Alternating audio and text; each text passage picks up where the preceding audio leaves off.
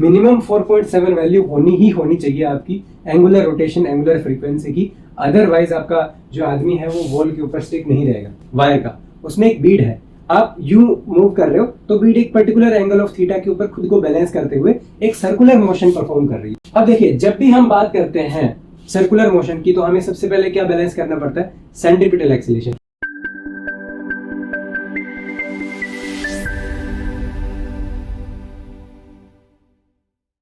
अब हम डिस्कस करते हैं आपका नेक्स्ट एक्सरसाइज, जो कि एक्सरसाइज 5.39। काफी इंपॉर्टेंट एक्सरसाइज है। इसमें बोला गया है कि 70 kg का एक आदमी जो है उसको हम क्या करते हैं? Contact against the inner wall of A hollow cylinder. तो एक तरीके से बात यह है कि जैसा वॉशिंग मशीन में होता है ना, वैसा करने जा रहे हैं। कैसे कि हमारे पास एक हॉलो सिलेंडर है, जैसे वॉशिंग मशीन में जो आपका ड्रायर है उसको जब हम घुमाते हैं तो क्या होता है, कपड़े आपके चिपक जाते हैं ना वॉल्स के ऊपर। वैसा ही हम एक्सपेरिमेंट करने जा रहे हैं एक आदमी के साथ, राइट। तो यहाँ पे एक आदमी है जिसको इनिशियली क्या है, दीवार के चिपका के रखा जाता है, और फिर हम इस सिलेंडर को इस एक्सिस के अराउंड क्या करते हैं, रोटेट करते हैं किसी ओमेगा एंगुलर फ्रीक्वेंसी से, राइट। ओके, फिर ये कहता है कि इसकी जो रेडियस है ना 3 मीटर दी हुई है, ये जो है 3 मीटर का रेडियस है इसका। अब बोला गया है कि जो रोटेशन है, इस जो रोटेशन इसको दिया गया है वो 200 रिवोल्यूशन पर मिनट के 200 आरपीएम की उसको एंगुलर स्पीड दी गई है। Coefficient of static friction between the wall and the clothing, it means ये जो आदमी है ये इसके ऊपर चिपका हुआ है वॉल के ऊपर, तो ऑब्वियस सी बात है जब हम इसको रोटेट करेंगे तो क्या है, ये आदमी इस वॉल के ऊपर चिपक जाएगा, और जब ग्राउंड को हम रिमूव भी कर देंगे तो भी क्या आदमी नीचे की तरफ नहीं गिरेगा, राइट। तो इट मीन्स इस सरफेस के और इसके ऊपर स्टैटिक फ्रिक्शन का कोफिशिएंट है म्यू एस की वैल्यू 0.15 दी हुई है। What is the minimum rotational speed of the cylinder to enable the man to remain stuck to the wall without falling. तो हमें मिनिमम क्या निकालनी है, ओमेगा मिनिमम निकालनी है। हमें क्या करना है, ओमेगा मिनिमम हमें चेक करना है कितना होना चाहिए, राइट। और देखिए इसने बोला गया है कि इतने ओमेगा पे ये आपका क्या है, स्टिक करके रखता है इसको, राइट। अब देखिए मिनिमम हमें निकालनी है कितनी होनी चाहिए, राइट। अब देखिए सबसे पहले तो अगर आप ओमेगा इस वाले केस से कैलकुलेट करोगे तो देखिए यहाँ पे कितना मिलता है, ये आपका दिया हुआ है 200 रोटेशन इन कितने टाइम में दिया गया, 60 सेकंड में।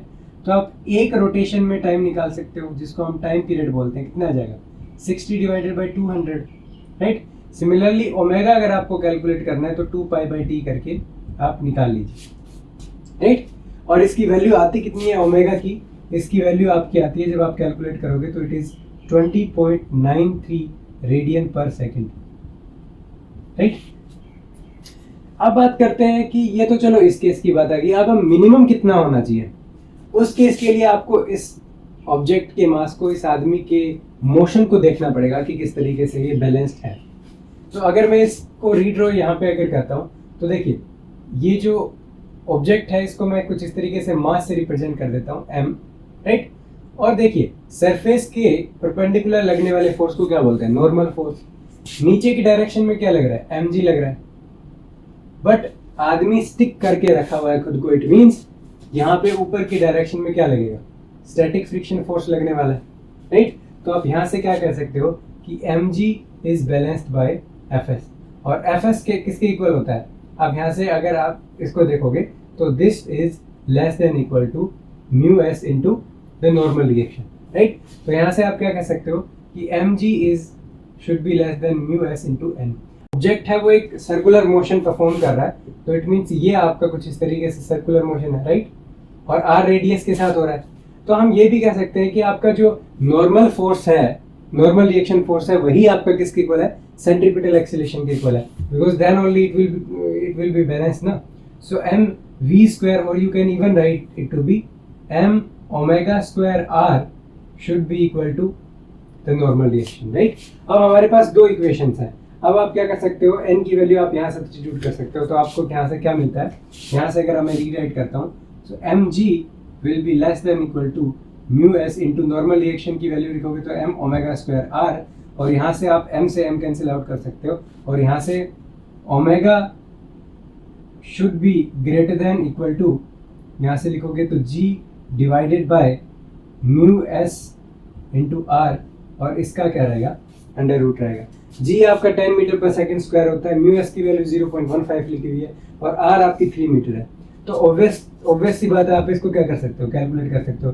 तो जब आप कैलकुलेशन करोगे ना, तो इसकी वैल्यू कितनी निकल के आती है, 4.7 रेडियन पर सेकंड आपकी वैल्यू निकल के आती है। और आपने यूज कितना कर रहे हो, ओमेगा 20.93, तो आपकी ओमेगा की वैल्यू है that should always be greater then 4.7, right. Minimum 4.7 value होनी चाहिए आपकी एंगुलर रोटेशन, एंगुलर फ्रीक्वेंसी की, अदरवाइज आपका जो आदमी है वो वॉल के ऊपर स्टिक नहीं रहेगा, राइट। इससे ज्यादा हो सकती है, there is not any problem, but कम नहीं होनी चाहिए। तो ये आपकी मिनिमम एंगुलर फ्रीक्वेंसी आपकी इस केस में हो जाती है, राइट। तो ये काफी इंटरेस्टिंग आपका यहाँ पे प्रॉब्लम था। अब हम डिस्कस करते हैं आपका नेक्स्ट एक्सरसाइज, जो कि दिया हुआ है एक्सरसाइज 5.40, और ये एक्सरसाइज जो है इस चैप्टर का लास्ट एक्सरसाइज होने वाला है। और इसमें कुछ इस तरीके से दिया हुआ है कि एक थिन सर्कुलर लूप है, थिन सर्कुलर लूप हो गया कुछ इस तरीके से, जिसका रेडियस क्या दिया हुआ है, आर रेडियस इसका दिया हुआ है, राइट। अब इसको क्या किया जाता है, रोटेट किया जाता है वर्टिकली डायमीटर के अलोंग, इसको रोटेट किया जाता है। तो देखिए वर्टिकल डायमीटर आप इस तरीके से बनाते हो, और ये जो है ये आपका ओमेगा फ्रीक्वेंसी से इसको रोटेट करवा है, राइट। और इसमें बोला गया है कि एक यहाँ पे एक बीड है जो क्या है फ्रीली मूव कर सकता है इस वायर के अलोंग, राइट। अब इसकी पोजीशन को डिफाइन करने के लिए हम क्या करते हैं, रेडियली एक यहाँ पे डायरेक्शन बनाते हैं, और ये कितना एंगल बना रही है, थीटा एंगल इसके साथ बना रही है। अब क्वेश्चन में और क्या बोला गया, इसमें क्वेश्चन पूछा गया है कि जब आप इसको रोटेट करवाते हो ना, तो ये जो बीड है वो भी आपकी क्या करेगी, रोटेट करेगी। अब बीड रोटेट करेगी, लेकिन एक Beed particular angle of theta के लिए बैलेंस्ड कंडीशन में रहने वाली है।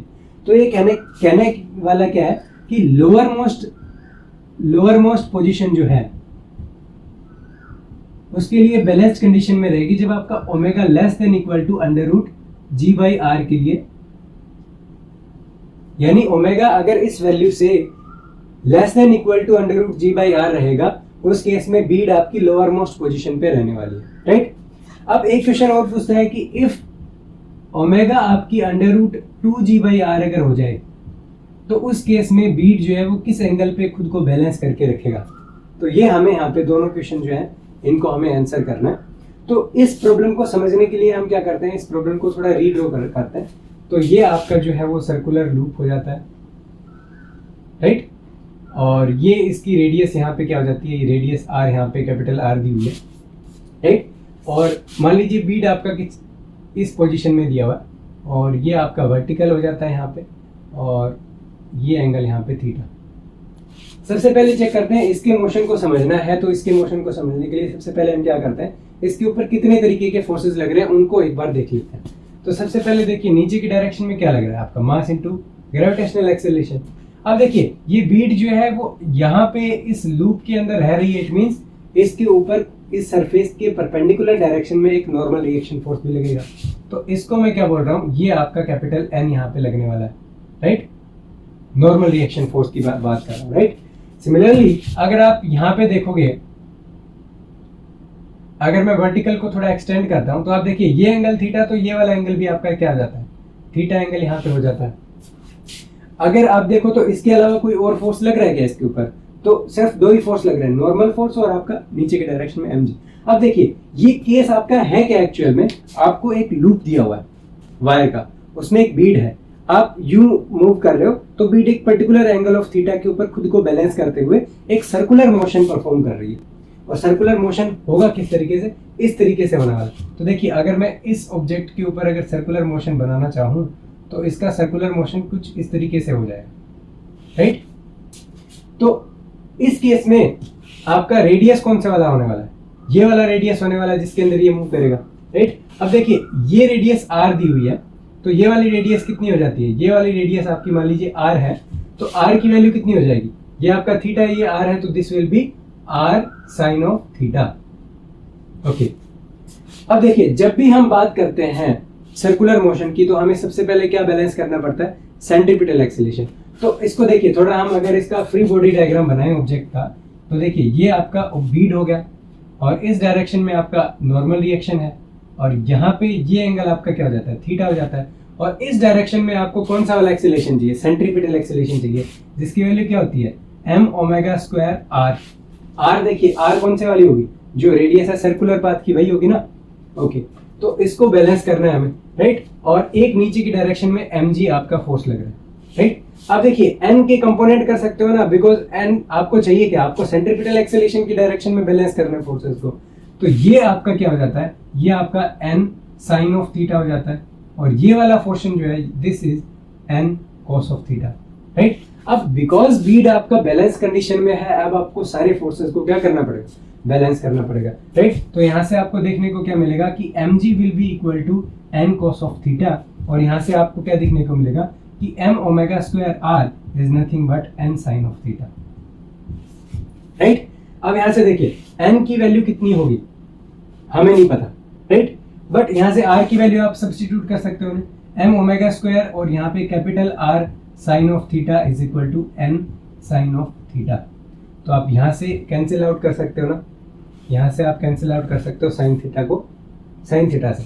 तो आप कह सकते हो कि n is equal to m omega square r निकल के आ गया। तो ये आपकी नॉर्मल रिएक्शन की आपकी वैल्यू निकल के आ जाती है, राइट। अब नॉर्मल रिएक्शन की वैल्यू अगर आप इस इक्वेशन में सब्स्टिट्यूट करते हो, तो हमें दो इक्वेशन मिली थी ना, पहली इक्वेशन ये थी, दूसरी इक्वेशन ये थी। अब इसमें देखिए सॉल्व करने के लिए इसमें वैल्यू पुट करते हैं, तो ये वैल्यू हो जाती है mg is equal to m omega square r और ये आपका हो जाता है यहाँ पे cos ऑफ थीटा। तो मास से मास आपका कैंसिल यहाँ पे हो जाता है, राइट। तो यहाँ से आपको क्या मिल सकता है, यहाँ से आपको मिलता है कि g is equal to omega square r cos of theta, right. तो ये आपकी कंडीशन है जिसके लिए आपका जो है वो आपका बैलेंस कंडीशन में रहेगा आपका बीड।